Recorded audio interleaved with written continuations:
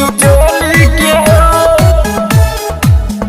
चोली के हो, होली है रंग दया पर चोली के हो, रंग दया पर चोली के हो, होली है। सपना रिकॉर्डिंग स्टूडियो रावटगंज। देवर जी बतिया हमार मानी, नहीं डाली दो बहर रंग पानी। ए देवर जी मान जाई ना,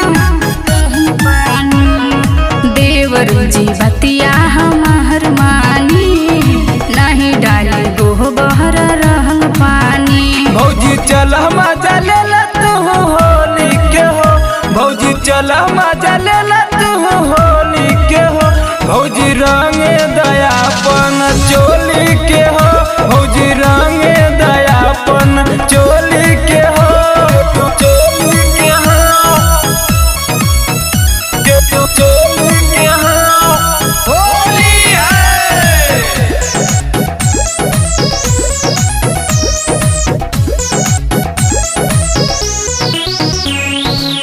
बाद में यहाँ रंगवाए हो, भैया के तोहरा न बताए हो।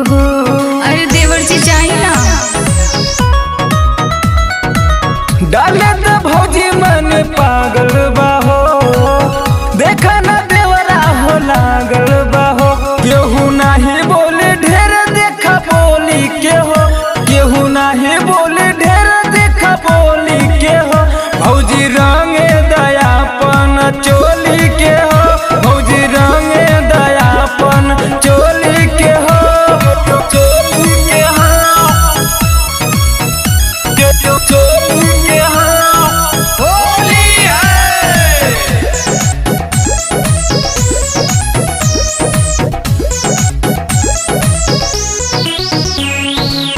अभिमन्यु गुड्डू या धर्मेंद्र जी, जहनी चुआई रंग ठोप ठोप जी। अरे ई का करता नी, पाला लगता ना ठोप जी।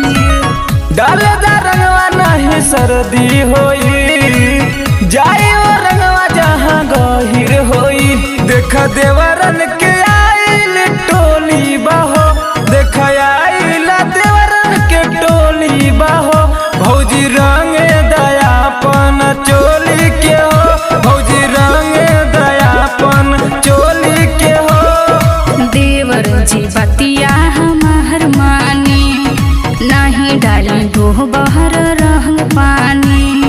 ए देवर जी मान जाई ना,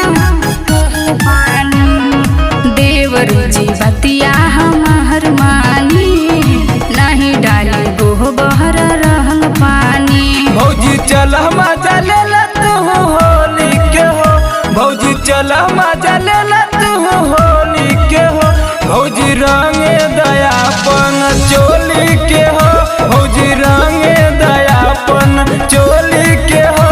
ठीक बा, मन बात डाल।